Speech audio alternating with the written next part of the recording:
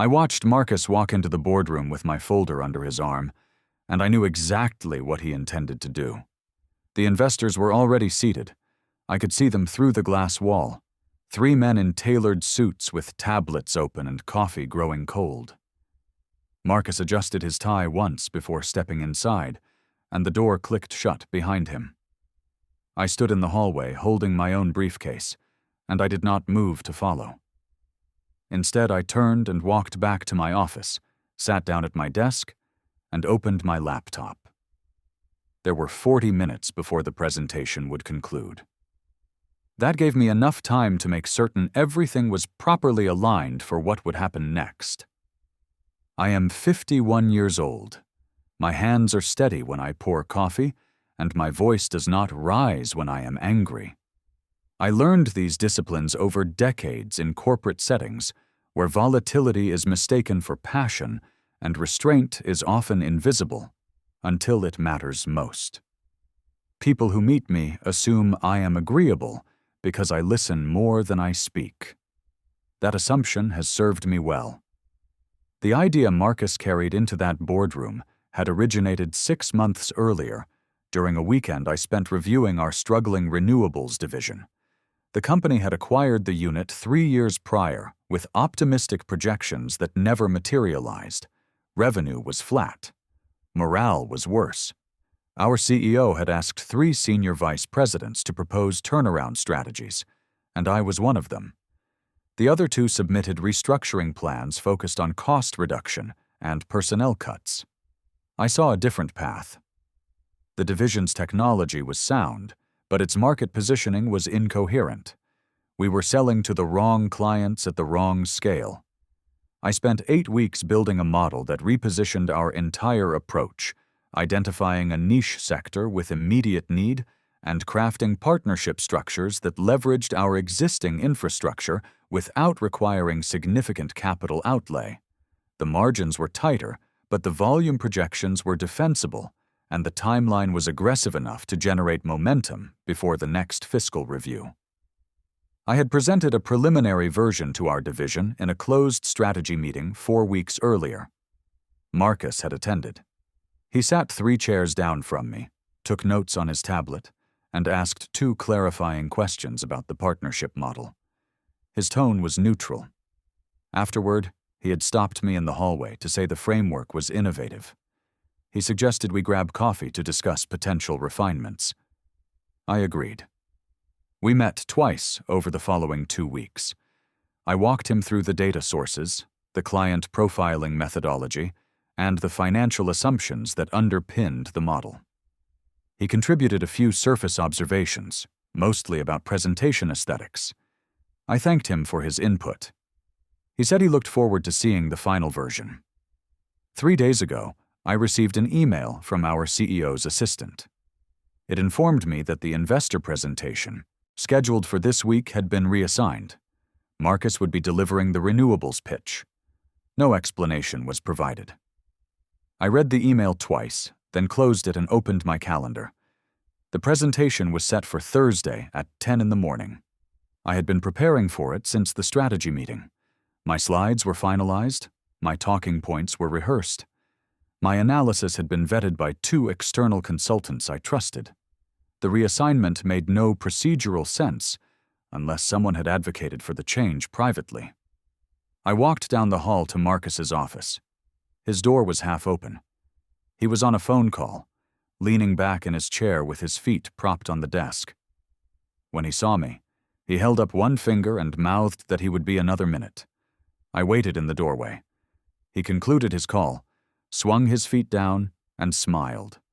I asked him if he knew why the presentation assignment had changed.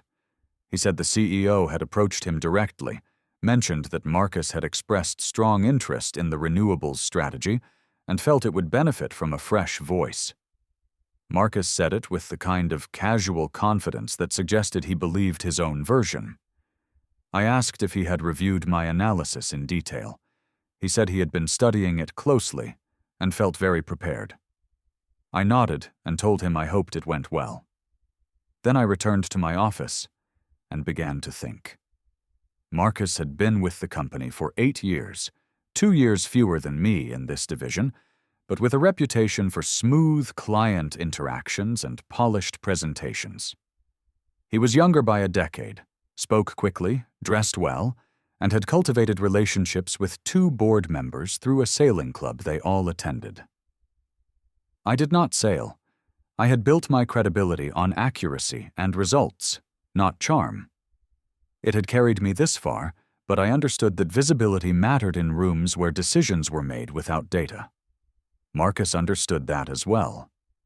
What he did not understand was that taking credit for work required more than confidence. It required command of the underlying structure. And I had built that structure with a level of specificity that did not permit improvisation. That night, I sat at my kitchen table and opened the presentation file I had sent to Marcus 2 weeks earlier at his request. He had said he wanted to familiarize himself with the model in case the CEO asked for his perspective. I had sent him a version that contained all the key slides, but omitted the appendix with the detailed data tables and sensitivity analyses. It was a reasonable precaution at the time, though I had framed it as a file size consideration. Now I opened the master file, the one that contained everything, and I began to compare the two. The differences were small but essential. The investor profiles in the simplified version were generic composites. The master file contained the actual names, portfolio histories, and strategic priorities of the 3 firms we were targeting. The financial models in the simplified version used rounded averages. The master file used precise inputs tied to verified benchmarks and contractual terms. I leaned back and considered the situation. If Marcus presented the simplified version, he would appear competent but not commanding. The investors would ask follow-up questions he could deflect or defer. It would be a missed opportunity, but not a disaster. However, if he believed he was presenting verified data when he was actually working from approximations, and if the investors pressed him on specifics, he would stumble. And if I could ensure that the investors in the room were not the ones the presentation had been designed for, the mismatch would become a crisis he could not navigate. I opened my email and reviewed the investor list attached to the CEO's original briefing. 3 firms. 2 were mid-tier venture groups with renewable energy mandates. The third was a private equity fund with a broader scope but a particular interest in market entry strategies. My model had been calibrated specifically for their priorities. I knew this because I had spent a week researching their past investments and speaking informally with a consultant who had worked with them on 2 prior deals. The data points in my analysis were not generic. They were tailored to what these specific investors valued and how they evaluated risk. I opened a new document and began drafting an email to our CEO's office. I kept the tone helpful and procedural. I noted that I had recently learned of a scheduling conflict that might affect the investor meeting. One of the 3 firms had indicated in a private conversation that their senior partner would be traveling that week and might send a junior associate instead. I suggested it might be worth confirming attendance to ensure we had the right stakeholders in the room. I did not send the email immediately. Instead, I saved it as a draft and went to bed. The next morning, I arrived at the office early and reviewed the investor coordination correspondence. It was managed by our partnerships team, a group of 3 people who handled logistics for external meetings.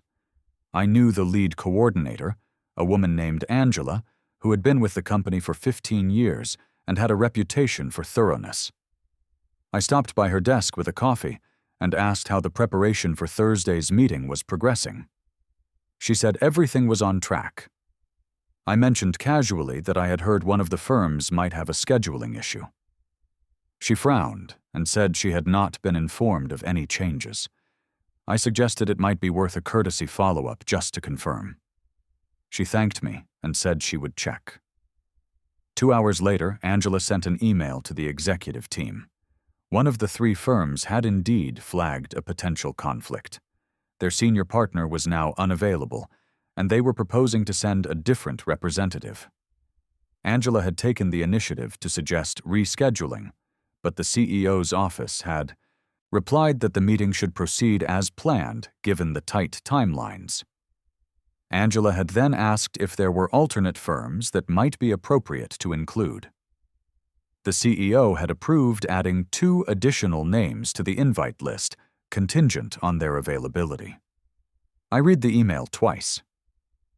The 2 new firms were ones I recognized but had not included in my original analysis. One was a growth equity group focused on infrastructure scaling.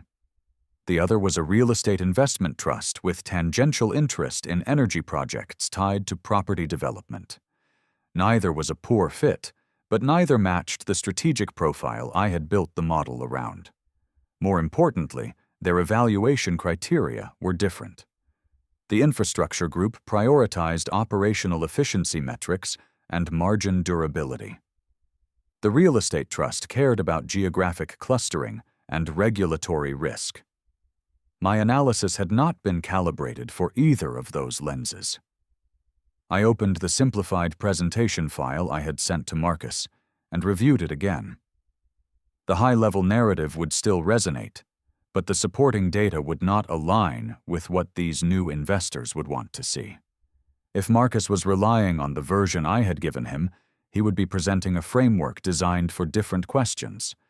And if he attempted to improvise answers using the surface-level information in that file, the gaps would become apparent quickly. I did not alter the file. I did not send Marcus a warning. I simply waited. Thursday morning arrived with clear skies and light traffic. I reached the office at my usual time, made coffee, and sat at my desk reviewing unrelated reports. At 9:45, I saw Marcus walk past my door toward the boardroom. He was carrying a leather portfolio and looked composed. 5 minutes later, I saw the investors arrive. 4 people, not 3. I recognized 2 of them from photos on their firms' websites. The other 2 were unfamiliar, likely the representatives from the newly added firms. They shook hands with our CEO in the hallway, exchanged pleasantries, and entered the boardroom. The door closed. I returned to my desk and opened a folder containing the complete version of my analysis. I reviewed the sections that addressed operational efficiency, margin sustainability, and regulatory landscapes. These were the areas the new investors would care about most, and they were the areas where Marcus's simplified version would fall short. I made notes in the margins, small refinements and clarifications that I might need if I were asked to step in later. Then I waited. The meeting ran longer than expected.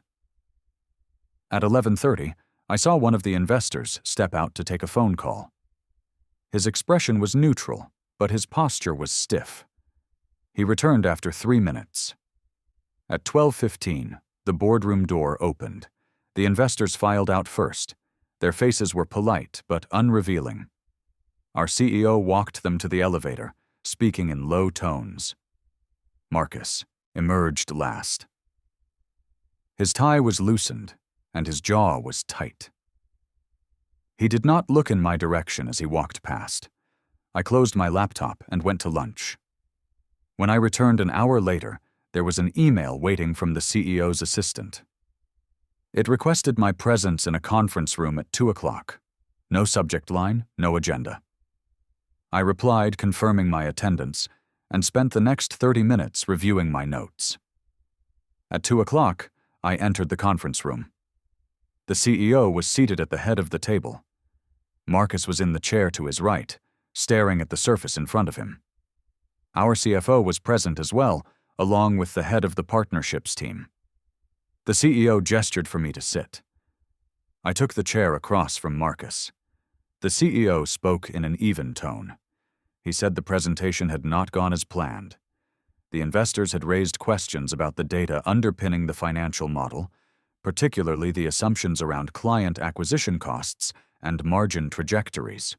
Marcus had provided answers, but they had not aligned with the more detailed analysis the investors had expected based on the briefing materials they had reviewed in advance.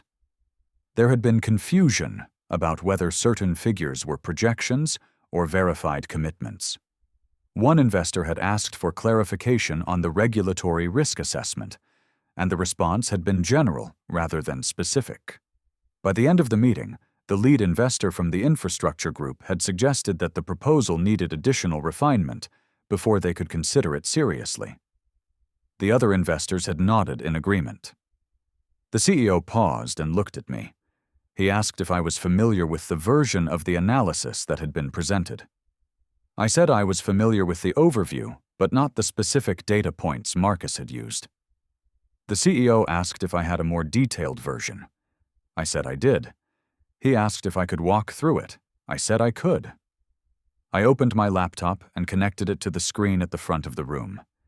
I began with the investor profiles, explaining the research that had informed the original targeting strategy and why the model had been calibrated for a specific type of stakeholder. I noted that the two additional firms brought into the meeting had different priorities, and I outlined what those priorities were. Then I walked through the financial model step by step, showing the verified data sources, the sensitivity analyses, and the contractual assumptions that grounded the projections. I explained the regulatory risk framework and the geographic factors that influenced timeline estimates. I spoke for 20 minutes without interruption. When I finished, the room was silent. The CFO asked why the version presented that morning had not included this level of detail. I said that the file I had shared with Marcus had been a high-level summary intended for initial review, not a final presentation document. I had assumed that if Marcus were leading the presentation, he would have requested the complete analysis for preparation purposes. The CEO asked if I had been informed that Marcus was taking over the presentation. I said I had learned of the reassignment 3 days prior. The CEO asked if I had offered to support Marcus in preparing. I said I had checked in with him and confirmed that he felt ready. I did not mention the content of that conversation. I did not need to. Marcus spoke for the first time. He said he had used the materials I had provided and had assumed they were comprehensive. His voice was controlled, but there was an edge beneath it. I looked at him directly and said that the materials I had provided were exactly what he had requested, a summary for his review. I had not been asked to supply the full presentation file, and I had not been invited to collaborate on the delivery. The implication was quiet but clear. He had taken ownership of the presentation without ensuring he had the tools to deliver it properly. The CEO looked at Marcus, then at me. He asked if I could recreate the presentation for a follow-up meeting with the investors. I said I could. He asked how quickly. I said I could have a revised version ready within 48 hours, one that addressed the specific priorities of the firms that had attended the meeting. He nodded and dismissed everyone except Marcus. I gathered my laptop and left the room. Over the next 2 days, I rebuilt the presentation from the ground up. I tailored the analysis to emphasize operational efficiency for the infrastructure group and geographic clustering for the real estate trust. I added case studies that mirrored investments those firms had made in the past. I refined the risk assessments to address the specific concerns they had raised during Marcus's presentation. I rehearsed the delivery 3 times, adjusting the pacing and anticipating the likely follow-up questions. On Saturday afternoon, I sent the final file to the CEO with a note indicating I was ready to present whenever the meeting could be rescheduled. The follow-up meeting took place the following Tuesday. The same 4 investors attended. I presented for 35 minutes, then answered questions for another 20. The lead investor from the infrastructure group asked about margin sustainability under variable demand conditions. I walked him through the sensitivity analysis and showed him the thresholds that triggered contingency protocols. The real estate trust representative asked about site selection criteria. I shared the geographic model and the regulatory timelines for each target region. By the end of the meeting, the lead investor said they were prepared to move forward with preliminary term discussions. The CEO thanked them and walked them out. When he returned, he shook my hand and said the division would proceed under my strategic direction. Marcus was reassigned to a different project the following week. No formal announcement was made, but his name disappeared from the renewables distribution lists, and his office was moved to a different floor. I saw him once in the cafeteria 2 weeks later. He did not approach me. I did not approach him. We existed in separate orbits after that, which suited me. The renewables division closed its first partnership 4 months later. Revenue projections for the following year were revised upward by 18%. The CEO mentioned my leadership in a quarterly town hall, and I received a modest bonus in the next compensation cycle.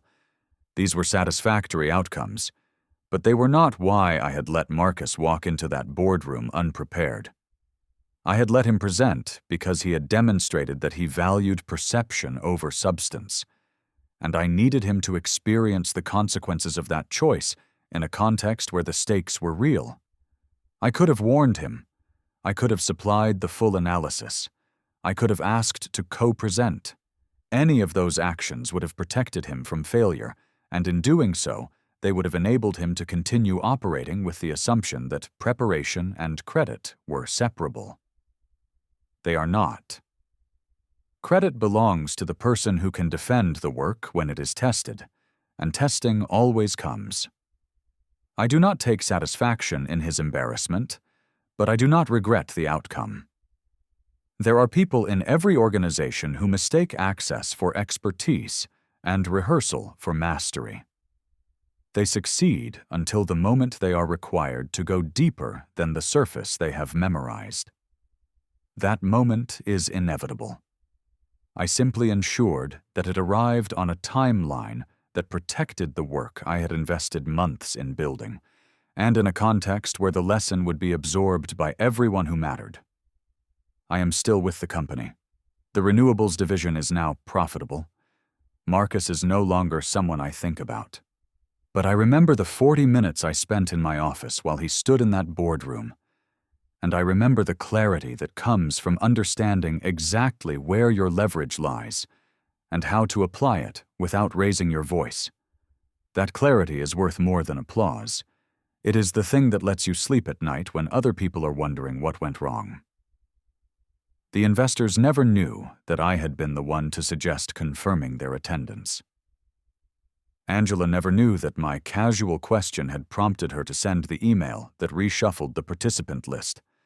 The CEO never asked why Marcus had not requested the full analysis before presenting, because the answer was obvious once the gap was revealed. I did not need to explain. I simply needed to be ready when the moment required someone who could deliver what had been promised. That readiness is not luck. It is the result of building work that can survive scrutiny and keeping the only copy that matters until you are certain it will be used correctly. People who mistake silence for weakness make poor calculations about who holds the cards. I have learned to let them make those calculations without correction. The correction comes later, in rooms where it cannot be undone, and it comes from their own miscalculation rather than my accusation. I sit at my desk now, years of similar days behind me and more ahead, and I am not waiting for recognition. I am simply doing the work with the precision it requires and maintaining the boundaries that protect it. When someone steps over those boundaries, I do not argue. I adjust the terrain so that their next step carries consequences they cannot deflect. That is not revenge, it is structure. And structure, in the end, is the only thing that holds when everything else is tested. The folder Marcus carried into that boardroom was mine, but the disaster he carried out belonged to him. I did not create it. I simply declined to prevent it. There is a difference, and it is one I can live with.